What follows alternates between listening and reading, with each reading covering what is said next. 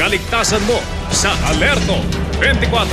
Aabot sa 24 na milyong piso ang halaga ng mga piniratang DVD na nakumpiska ng Optical Media Board. Sa Quiapo yan, sa Luzon, Manila. Si Micaela Papa, naka-Alerto 24. Mag-aalas 12 kaninang tanghali ng salakayin ng mga taga-Optical Media Board ang 4 na gusali sa Elizondo Street, Quiapo, Maynila.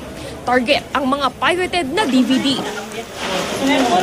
Ang ibang stall nakakandado pa ng deadbolt kaya kinailangan pang gamitan ng bolt cutter. Ngunit ang isang gusali nakalak mula sa loob. Kaya mismong si National Commission on Muslim Filipinos NCR Director Ruben Giling pa ang nakiusap sa mga tindero sa loob na pagbuksan ang OMB.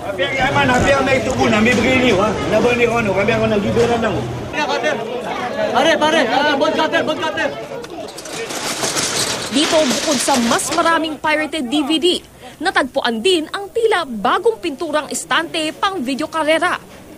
Ang ibang stall wala ng paninda. Ngunit ayon sa OMB, posibleng hindi pa raw nakakabalik ang mga vendor na umuwi sa probinsya nitong eleksyon.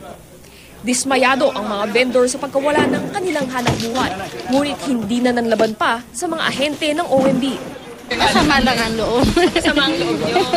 Pero tanggap nyo lang ito, ate? Hindi. Hindi nyo tanggap. Tinatayang nasa 24 na milyong piso ang kabuang halaga ng mga nakumpiskang DVD.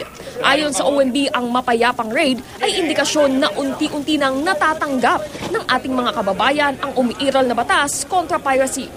We do coordination with our Muslim brothers to see to it na walang gulo, na walang masasaktan. And after this, we'll do a dialogue with them. Oh, ang dami pa rin dito. Akala ko ba nililinis nyo na yung hanay ninyo?